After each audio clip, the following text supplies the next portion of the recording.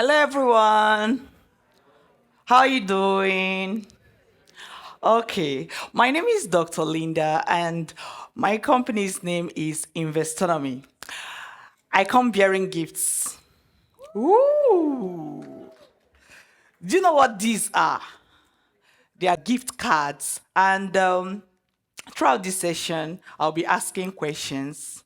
If you know the answer or you have something to share, you raise your hand, and if you get selected to answer, you give your opinion and you come up here and you get a gift card. All right. And if it's something that requires like a right answer, then the first person to get the right answer gets a gift card as well. All right. Today we'll be talking on pathway to financial freedom. Somehow, uninvested savings deplete over time. Whenever you put money away, right, and after some time, somehow maybe a vacation comes up, that entertainment, that new item, maybe luxury item that you really like. Before you know it, at the end of the day, you see that money going down over time. Worse, you may see yourself giving the money away, maybe as a loan to someone that maybe an acquaintance, or as a gift to a loved one. What happens is that when your money is finally gone, it's really difficult to find somebody to collect from. Who has experienced that? Yeah.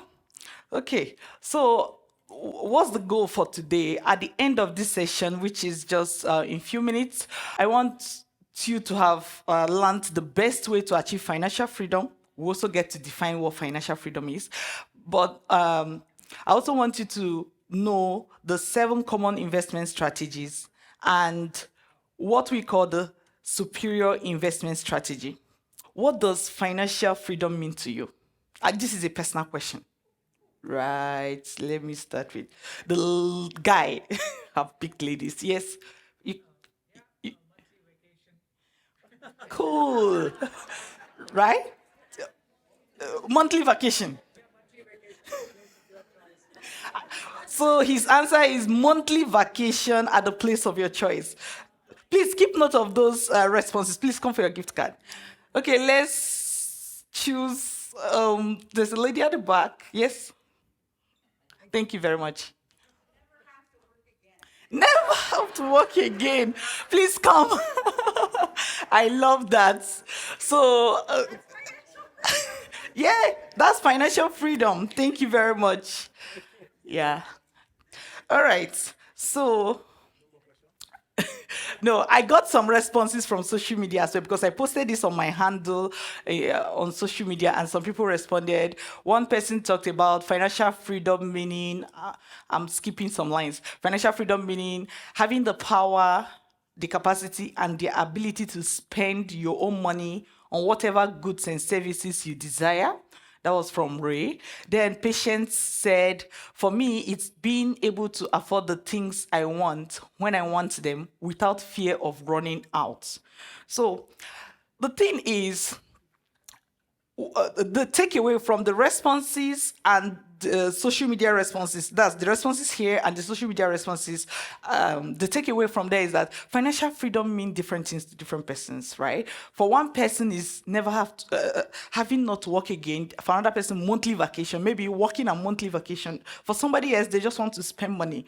But what is similar to, like, what is common for those responses is that there's this aspiration to have enough money to spend now and in the future without the fear of running out of money in the long term.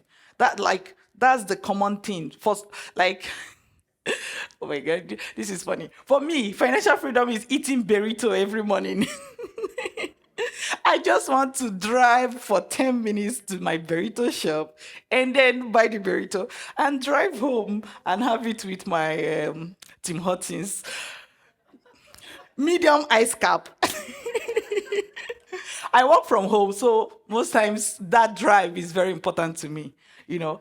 So financial freedom means different things to different people. And when you say cut your expenses, which means I won't have to buy burrito, oh my God, no. Now I feel very poor, right? Okay, so that aspiration to have money to spend now and in the future without running out, is that aspiration necessary? For me, I would say yes, and I'll tell you why. One of the reasons it's necessary is because everybody, like we all age. When you think of aging, you think of 60 years old, 70 years old, maybe 90 years old. But you were once 20 and now you are 30, you are aging. If you were once 30 and now you are 40, you are aging, right? Like if you were once 2 months old, like my little baby at the back, 2 months old, and you become 6 months old, you are still aging. So I want you to think of aging as a continuous process, not as a final figure that someone has to hit, right? And so what happens with aging, especially becoming of age, is that health, like there are different issues that could come up, right? And you need money for them. Be it health, be it your living arrangement, be it not having grandkids that you have to buy Christmas gift for instead of just your kids. So yeah, because we're all aging, whatever age you are, you see that there is need for additional money as you go up. And also, most times for a lot of people, your ability to make money also dwindle with time. So it's like your financial need is increasing and your ability to make money is dropping, right? So if you have money kept somewhere or you have money that is growing, it's really important for you as you age.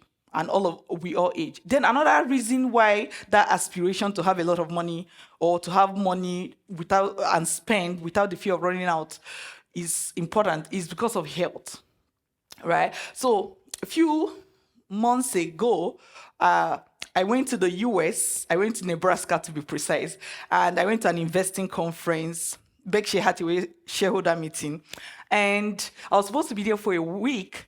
On day 2, I fell from staircase and I broke my left ankle.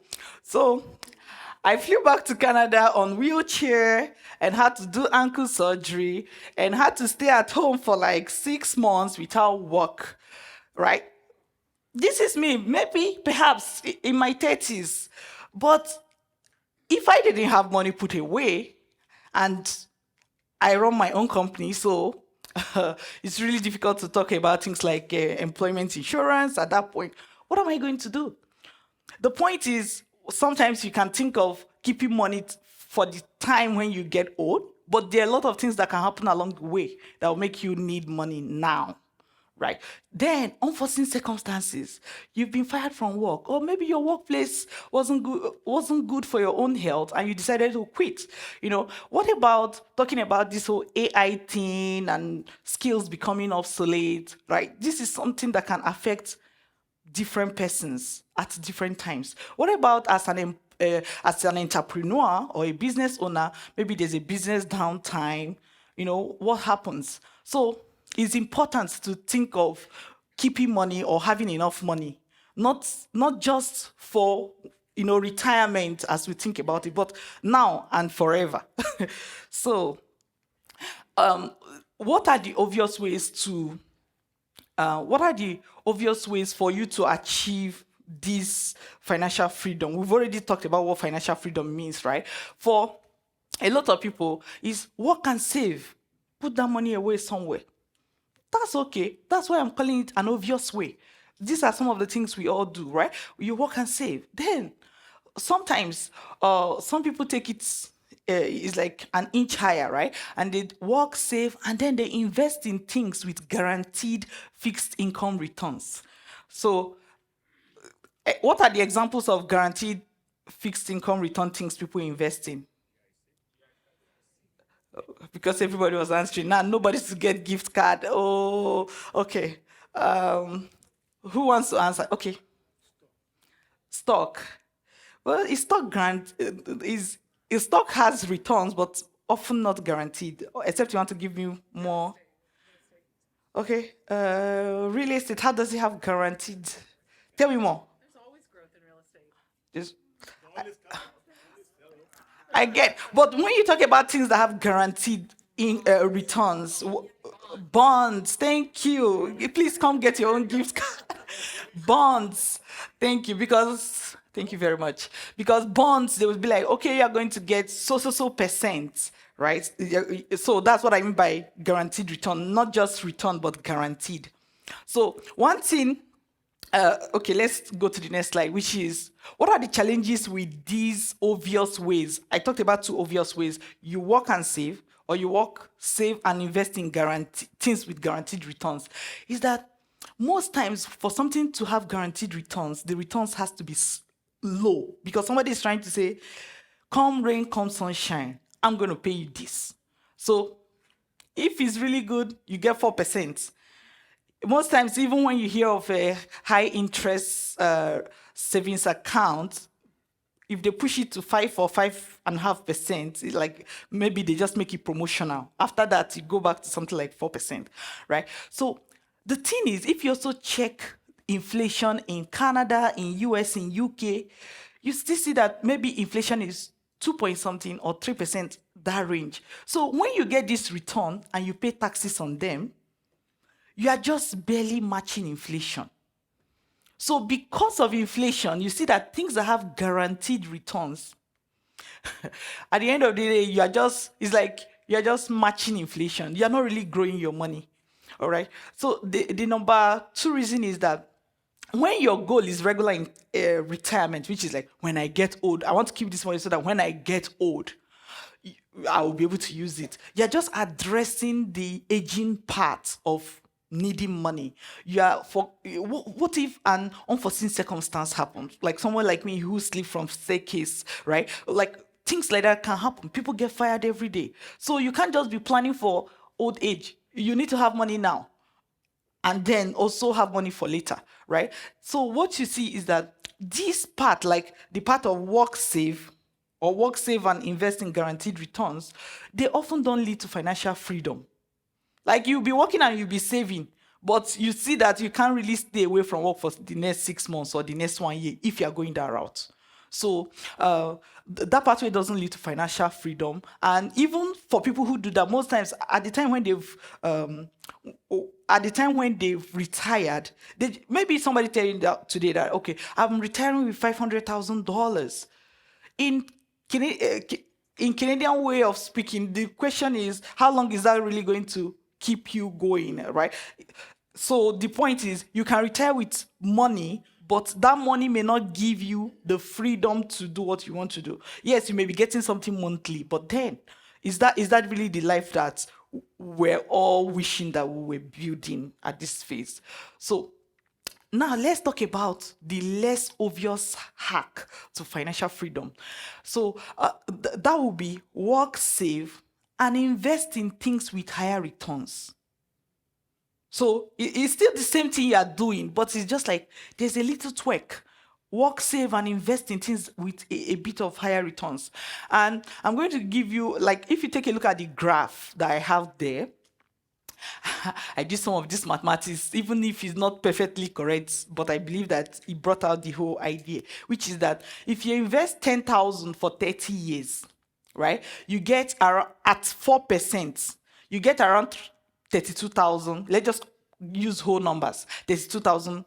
Meanwhile, if that same 10,000 is invested for 30 years, but instead of 4%, it's growing at 8%, you get about 100,000, right? It's like the same money, the same time. What has changed is the rate or the rate of return, right? So what did you notice? Like looking at those two numbers, do you have anything? Does anything come to your mind?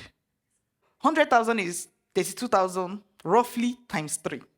So it's as if you have 3 times the amount of money that you are supposed to have. The same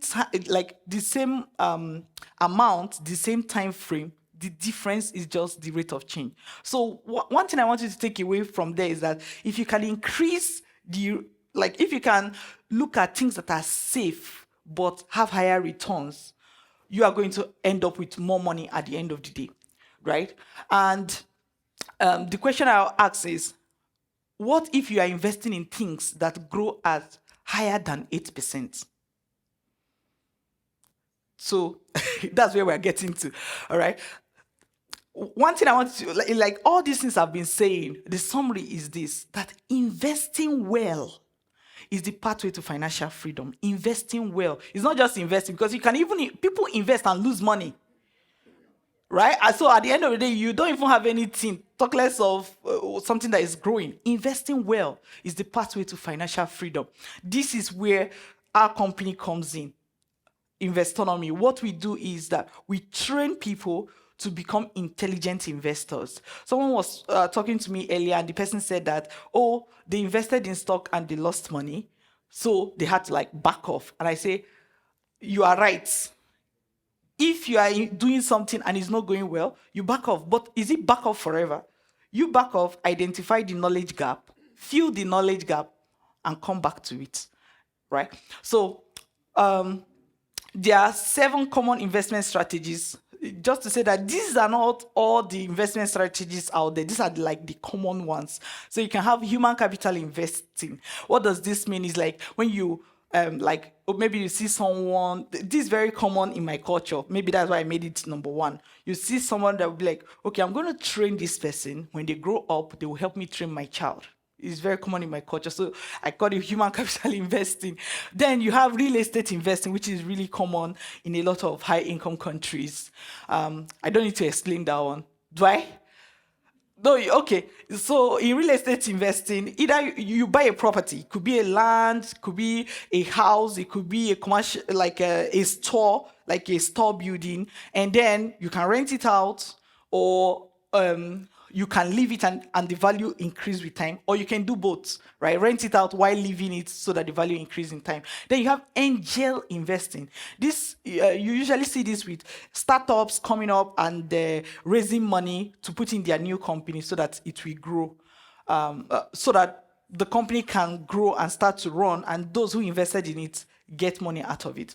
You have small business investing, which most times involve buying an existing business that has been running for years and then growing it from there. You have private lending, which could mean you give somebody money for them to use for whatever they want to use it for, while you charge them interest on it. You have fixed income investing. That could be like a GIC. I know I'm calling a buzzword that somebody may not understand, but forgive me for that. So like saying, what's another word for it? Maybe guaranteed deposit. These are things you do with banks, right? Then you have retirement account investing. Why I brought that out is because some people put money in their retirement account and they invest in all kinds of things. So for them, that is what they understand. Even though inside that retirement account, they may be investing in fixed income things or stocks or any other thing. Anyway, these are common ones. And I want to call your attention to, do you have this bag? Okay, if you don't have one, you can always get one from the back, but most people have. So there's a book inside. You may want to grab that. So investment strategy guide, right? So inside this investment strategy guide, you're going to see detailed explanation broken down in a way somebody will easily understand. You see about these common investing strategies, right? So remember that, or you can get a soft copy. You can download a soft copy from our website, which is www.investornomy.com. It's also written, the website is also written in front of the book. All right. So now let's look at superior investment strategy. And the superior investment strategy we are talking about is invest in stocks. Invest in stocks. To be sincere with you, it took me 15 years to be able to call this superior investment strategy, because the first time I bought stocks were in 2008, and I lost some money and I backed off. Took me some time to get to the stage where I had to learn how to do it right. Right? And one thing about stock investing is that you can do it from your couch, like literally from your couch. It does not need like repairs. I have some real estates as well. I've been a landlord. I've been an Airbnb host. So I know the drill. Do you want to wash bed sheet or not? Do you get so or do you want to have to call the plumber? This week I called the plumber. Come check the toilet. So you can do real estate, but in when it comes to stocks, you don't have to worry about repairs. It's also highly scalable. What do I mean by that? If you have 1,000 today, you can invest in stocks. But if you have 100 million today, you can invest in stocks. And you can literally invest in the same stocks that you were investing in when you had $1,000, right? So it's highly scalable. As your net worth grows, you can continue to do the same thing. So, but the most important thing I want you to take away is that it does not become a second job. That is one thing many people don't want. Something that when you start it, then, okay, let me give you an example. You're a senior executive, you are making money, right? Once you start something that becomes a second job, it takes your attention away from the primary job that is bringing money to you. So I don't know about you. For me, I don't want a second job, right? And that is exactly what you should not do as well, because distraction is the easiest way to drop your primary income. It's the easiest way to drop it. So you don't want a second job, all right? What's everyone's biggest fear about investing in stock? Because I know, when you say invest in stocks, it comes with a lot of fear, right? Like some people have done, they've lost money, so it can even be triggering for people. So talk of losing money, then stock investing is risky. True, it is. Like I invest in stocks and I know it's risky. It's risky. But the question is, what else is risky? Driving. How many people drove to this conference? Yeah. So driving is risky. What do we do to reduce the risk of car driving accidents? Time for gift cards. What do we do to reduce the risk of car? Okay. Oh, yeah. Okay, you are correct, but there was something I wanted you to hit on. Let's go with you. Yeah, okay. Let me rephrase the question to make it easier. When there is a new person who doesn't know how to drive, and you want the person, will you just hand them your keys to go drive? You do training. Thank you. Please come for your gift cards. That's good. Thank you very much. All right. So driving is risky. Car driving is risky. What do? We train people. Okay. How should we reduce the risk of losing money with stock investments? Who wants to give it a trial? Okay, let me still pick one person. You with white suit, yeah. I saw her mouth move, so let me give it to her. Yeah, come. She said training, just like many other persons as well. Thank you very much for participating. Thank you. So what we should do is train people, right? There's something I want to bring to your notice, which is that why is it that driving training is compulsory, right? But stock investing training is not compulsory. I'll tell you the answer. Why I think that is the case is because the government is in charge of making sure we don't hurt our neighbor, we don't hurt the next person, right? Most times when you see car accidents, you see that somebody have done something that hurt another person.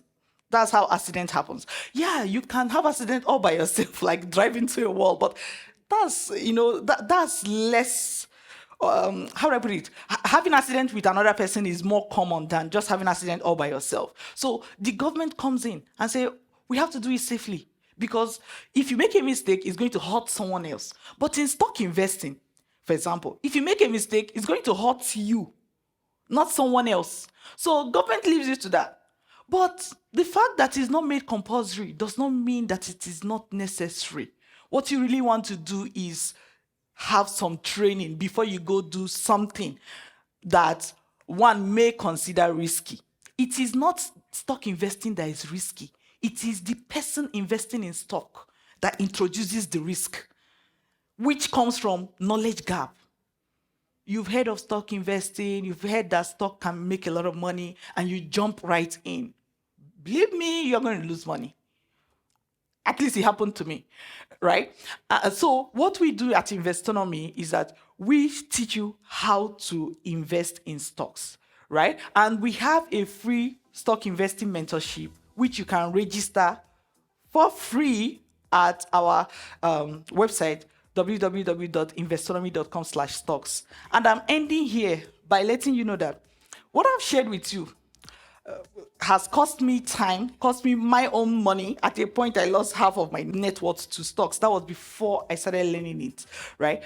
So this is something that came from experience, and now we are training people. But I can't tell you what to do. I'm not your boss. You are your boss. So thank you very much.